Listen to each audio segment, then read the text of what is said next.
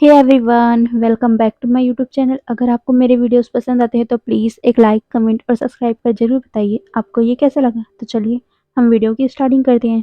तो पिछले पार्ट में हमने देखा था कि वांग जी विंग की गलती पर उसे पनिश कर रहा था, क्योंकि विंग बारिश में भीग रहा था और उसकी पूरी बॉडी विजिबल हो रही थी और वहाँ के सारे अल्फा उसे देख रहे थे। इसीलिए वांग जी को अच्छा नहीं लगा और वो विंग को पनिश कर रहा था। तभी वो दोनों इंटीमेट हो रहे थे और विंग रोते हुए उसे कह रहा था कि वो अब नहीं सह सकता। इसीलिए वांग जी अब स्लो करने लगा। वो उसे बोलता है, ठीक है मैं स्लो करूँगा, पर तुम्हें याद रखना होगा आइंदा कभी भी अपने आप को किसी को मत दिखाना। विंग रोते हुए हाँ में जवाब देता है, पर तभी उन्हें जेंग जेंग की आवाज़ सुनाई देती है। वांगजी को तो कोई भी फर्क नहीं पड़ रहा था, वो बस विंग को पुश किए जा रहा था। पर विंग अपने आंखें खोलकर ऊपर की तरफ देखता है, उसे बटरफ्लाई मैसेज आया हुआ था। विंग उसको सुनता है, उसमें कहा गया था, वी राजकुमार लैंड, हम लोगों को बाबा ने बुलाया है। जिन फैमिली सीजे को देखने आ चुकी है, हमें जल्दी जाना होगा और बारिश भी रुक चुकी है। आप लोग जल्दी कपड़ा चेंज करके आ जाइए। वहीं विंग ये सब सुनकर वांगजी को बोलता है, राजकुमार प्लीज़ रुक जाइए, सीजे सीजे को देखने के लिए वो सभी आ गए हैं, हमें जाना होगा। पर वांगजी कहता है, नहीं मेरा मेरा भी नहीं हुआ है। ये बोलकर वो विंग को पुश करने लगा। विंग उसके बैग को सहलाते हुए बोलता है, प्लीज़ राजकुमार, आप आप मुझे बाद में ये सब आप मुझे बाद में सज़ा दे दीजिएगा। अभी अभी प्लीज़ प्लीज़ सीजे के लिए, मेरी सीजे के लिए प्लीज़। ये बोलकर वो वांगजी के आंखों में देखता है। वांगजी भी उसके आंखों में देखते हुए पुश किए जा रहा था। वांगजी कहता है, ठीक है पर 2 मिनट रुक, इसे ख़त्म करने दो। ये बोलकर वो विंग को और भी तेज़ी से पुश करने लगा, जिसके कारण पूरा बेड हिल रहा था। विंग कसकर ब्लैंकेट को पकड़ लिया था। वांगजी जोर जोर से उसे पुश किए जा रहा था। फाइनली 2-3 मिनट के बाद ही वांग जी विंग के अंदर पूरा रिलीज हो गया था। विंग और वांग जी गहरी गहरी सांसें ले रहे थे।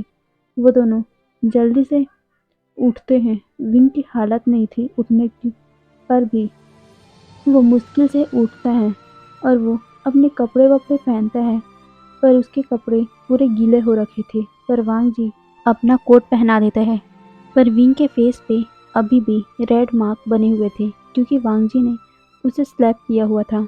वांग जी उसके फेस को टच करता है और कहता है, क्या तुम्हें दर्द हो रहा है?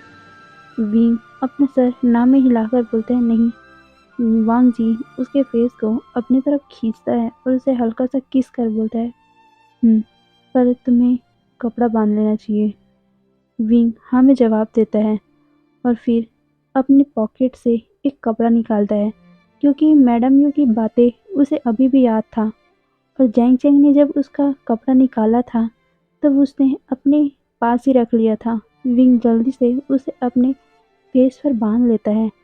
वो धीरे धीरे चलने की कोशिश करता है, पर उसके बैक में हर्ट हो रहा था। वांग जी ये देखकर उसे अपने गोद में उठा लेता है और चलने लगा। वहीं दूसरी तरफ जैंग चैंग अपने डिसाइपल के साथ बैठा हुआ था। जैंग चैंग वही बातें सोच रहा था कि कुछ टाइम पहले कैसे वांग जी उसके भाई को खींच कर लेके गया, और जब जैंग चैंग उसके पीछे आ रहा था, वांग जी उसके सामने ही गेट को बंद कर दिया और उसके बाद उसे कुछ सुनाई नहीं दिया। वो अंदर नॉक भी करता है, पर उसे कुछ आवाज़ नहीं आ रही थी। वो अपने मन में ही सोच लिया कि शायद वांग जी उसके कपड़े चेंज करवा रहा होगा, इसीलिए वो वापस चला गया था। पर वापस जाते ही उसे पता चलता है कि उसके बाबा उन लोगों को बुला रहे हैं, इसीलिए वो फिर वापस गया। वो फिर से नॉक करता है, पर उसे अभी भी कुछ भी सुनाई नहीं दे रहा था। न अंदर से कुछ आवाज़ें आ रही थी, न अंदर आवाज़ जा रही थी। विंग और वांगजी तो उस समय इंटीमेट हो रहे थे। जैंग चैंग बहुत ज़्यादा खटखटाता है, पर उसे कोई भी आवाज़ नहीं आती। इसीलिए उसने बटरफ्लाई मैसेज भेजा था कि उन्हें बाबा बुला रहे हैं।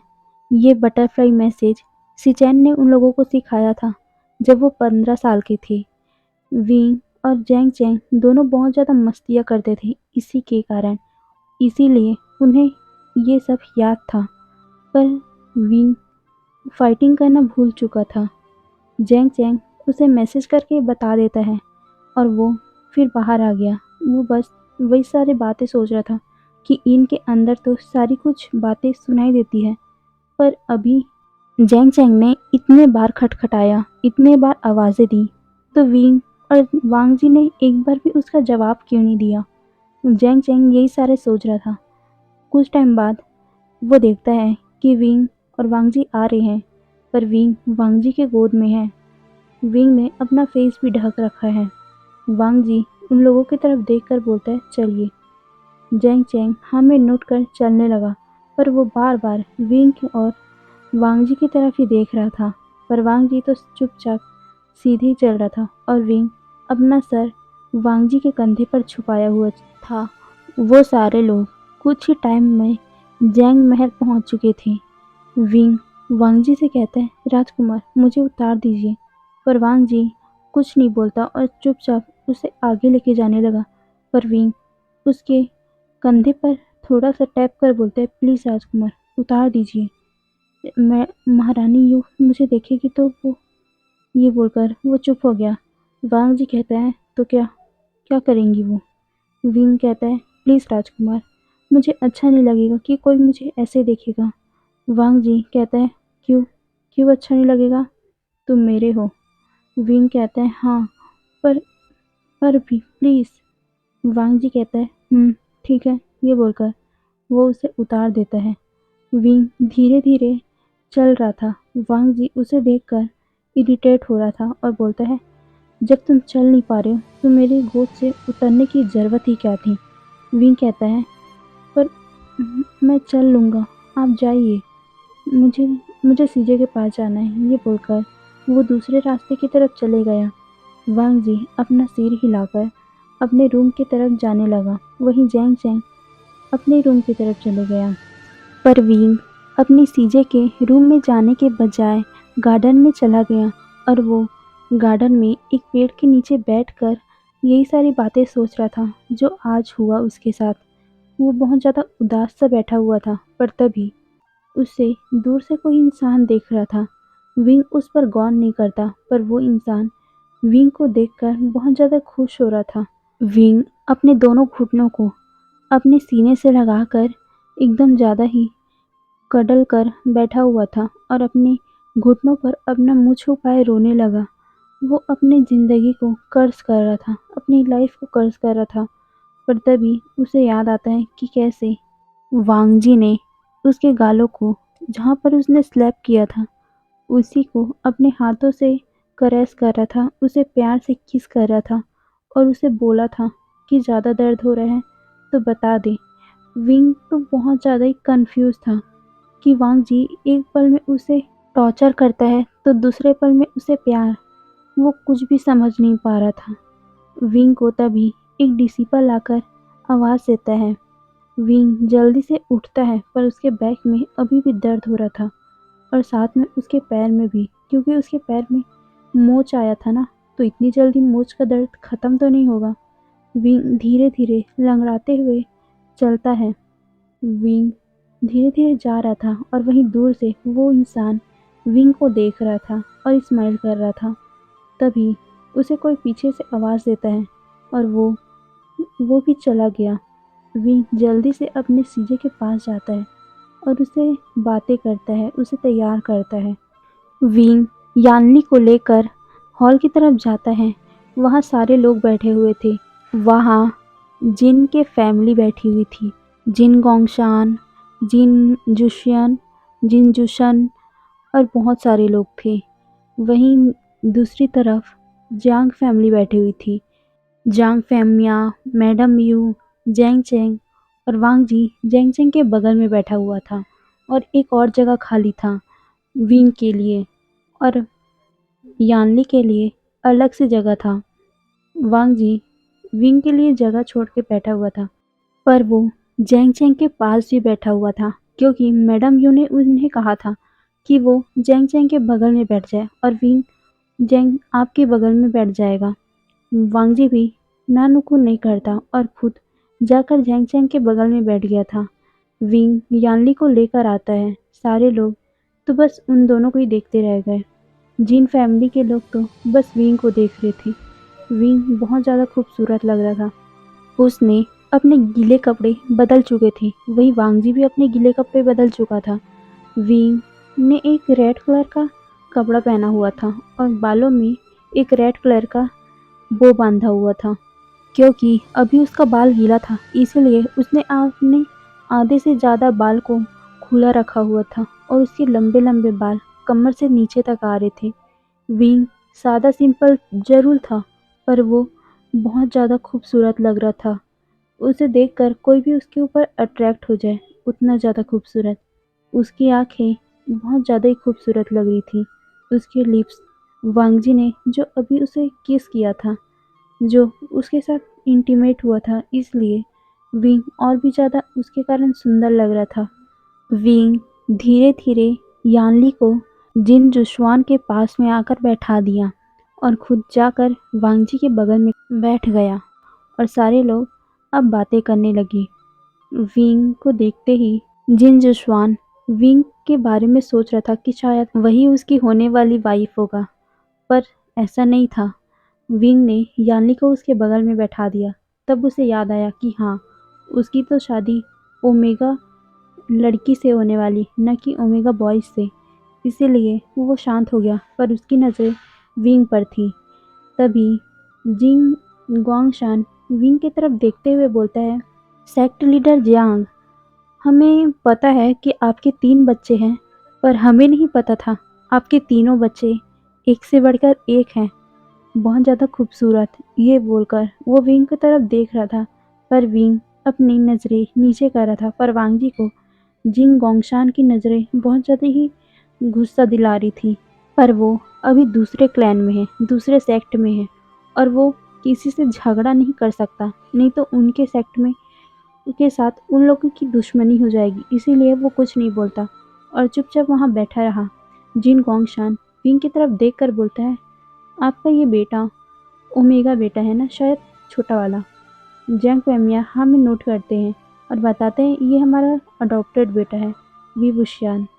जिन गोंगशान इस्माइल करता है। तभी वहाँ जिन जुशुन आकर अपने बाबा से बोलता है, बाबा, और वो उसके कानों में कुछ बोलता है। फिर गोंगशान इस्माइल कर बोलते हैं, ओके ठीक है, मैं कर दूंगा। ये बोलकर वो उसे बैठने का इशारा करते हैं। जिन जुशुन बैठ जाते हैं अपनी जगह पर। जिन गोंगशान इस्माइल कर जैंग फैमिया से बोलते हैं, "आ, क्यों ना हम लोग ऐसा करें कि आपकी तो एक ओमेगा बेटी हमारे घर आ ही रही है, तो आपका ओमेगा बेटा भी हमारे साथ चले, हमारे छोटे बेटे के लिए।"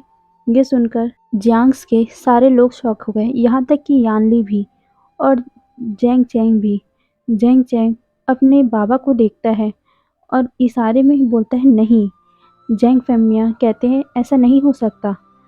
जिन गोंगशान कहते हैं, ऐसा क्यों नहीं हो सकता, हम लोग कितना अच्छा ऑफर दे रहे हैं आपको, आपकी बेटी वहाँ जा रही है तो आपका एक ओमेगा बेटा भी चले जाए। वैसे भी आपका दूसरा ओमेगा बेटा शायद लेंस के साथ शादी किया है, तो वो तो अच्छी बात है कि आपका एक और बेटा भी इसी साल शादी कर ले और साथ में आपके सारे बेटियों का एक साथ ही विदाई हो जाएगा। जंग फैमिया कहते हैं, ऐसा बिल्कुल नहीं हो सकता। पर जिन गोंगशान कहते हैं, क्यों नहीं हो सकता ये। तभी जिन जूशुन कहते हैं, ऐसा नहीं होगा तो आपकी ओमेगा बेटी की भी शादी नहीं होगी। ये बोलकर वो खड़ा हो गया, जिसे सुनकर जैंग फैमिया बोलते हैं, ऐसा बिल्कुल नहीं हो सकता। जिन जूशुन विंग की तरफ देखते हुए बोलते हैं, पर मुझे विंग से शादी करनी है। ये बात सुनकर तो सारे लोग और भी ज़्यादा चौंक हो गए। जैंग फैमिया बोलते हैं, ये नामुमकिन है, हम ऐसा कर ही नहीं सकते। जैंग फैमिया की बात सुनकर जिन गोंगशान कहते हैं, क्यों नहीं हो सकता, हम तो आपके लिए इतना अच्छा ऑफर दे रहे हैं। जिन फैमिली से मिलने के लिए सारे लोग मरते हैं और आपका ये ओमेगा हम लोग से मना कर रहे हैं रिश्ते के लिए। ऐसा हुआ, अगर ऐसा नहीं हो सकता तो आपकी ओमेगा बेटी भी हमारे साथ हमारे घर में नहीं चलेगी। ये बोलकर वो उठ गए। जंग फैमिया उसे बोलते हैं, पर हम ऐसा कर ही नहीं सकते, आप हमारी बात तो सुनिए। जैंग फैमिया आगे कुछ बोल पाते कि जिन जुशुन विंग की तरफ बढ़ते हुए बोलता है, क्यों नहीं हो सकता, इस ब्यूटी को तो हमारे साथ चलना ही होगा। ये बोलकर वो विंग की तरफ आने लगा, जिसे देखकर Wang ji, Wing, Jang Chang, madam Yu सारे लोग खड़े हो गए थे। जिन जुशुन विंग को पकड़ने ही वाला था कि वांग जी उसके सामने तलवार रख देता है और बोलता है, हाथ लगाने की ज़रूरत भी मत करना, नहीं तो हाथ काट के रख दूंगा। ये बोलकर वो विंग को अपने पास अपनी बाहों में खींच लेता है।